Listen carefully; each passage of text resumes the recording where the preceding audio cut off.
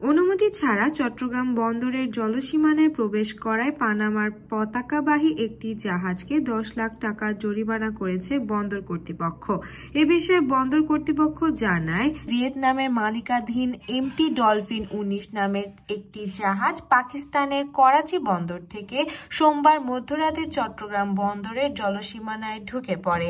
পরে জাহাজটি জ্বালানি তেল নেওয়ার সময় বৈধ কাগজপত্র দেখাতে না পারলে কোস্টগার্ড আটক করে। বন্দর সচিব মোহাম্মদ ওমর ফারুক বলেন, জাহাজটি মংলা বন্দরে যাওয়ার কথা ছিল, কিন্তু জাহাজটি চট্টগ্রাম বন্দরের জলসীমানায় চলে আসে। বন্দরের জলসীমানায় এলে সেটি সংশ্লিষ্ট বন্দরকে অবহিত করতে হয়, কিন্তু এমটি ডলফিন সেটি না করায় সেটিকে 10 লাখ টাকা জরিমানা করা হয়। বন্দর সূত্রে জানা যায়, জাহাজটিতে 11,600 টন জ্বালানি তেল আমদানি করে মংলা P&P ট্রেডিং। সোমবারের ঘটনায় জাহাজটির বন্দর কর্তৃপক্ষের কাছে জরিমানা পরিশোধ করেছে।